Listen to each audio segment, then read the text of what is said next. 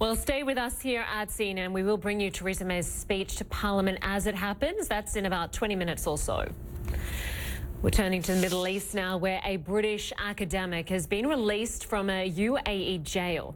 Mathew Hedges was pardoned after being sentenced last week to life in prison for being a spy. Well, a UAE official says Hedges will likely leave the country sometime today. Our Sam Kiley is following the story for us from Abu Dhabi and joins us now live. Sam, he was facing life in prison, no doubt a lot of relief from his wife and his family.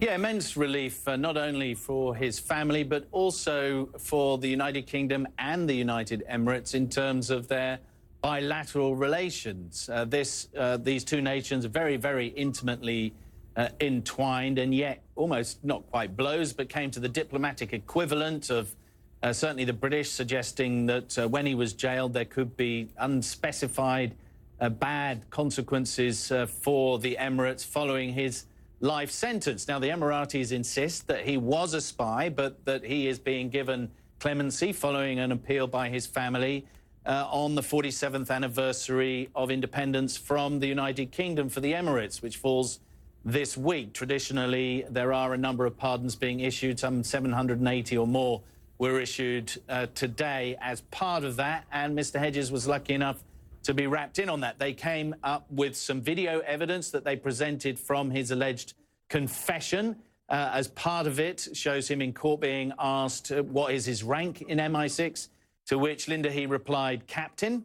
That's problematic because there are no ranks in MI6, no military ranks, and therefore that kind of claim should be questioned. On top of that, he's also shown saying that he was both an MI6 analyst and then later on talking as if he was a field operator, which is two entirely different jobs, the latter requiring many years of training and indeed language skills in developing agents on the ground. Mr. Hedges does not speak Arabic. Nonetheless, the Emiratis insist to have additional evidence, both electronics and documentation, that indicate he was a spy, something that he and his family and the British government flatly reject. But ultimately, this has been, I think, a skilled diplomatic solution stroke fudge to the whole issue that was really undermining a very important bilateral relationship, not least in the field of intelligence. The United Arab Emirates and the United Kingdom work hand in glove inside the Yemen,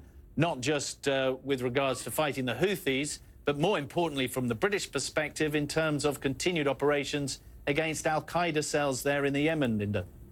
Certainly a diplomatic win for Britain and for this young academic and his entire family. Do we know when he'll be able to go home?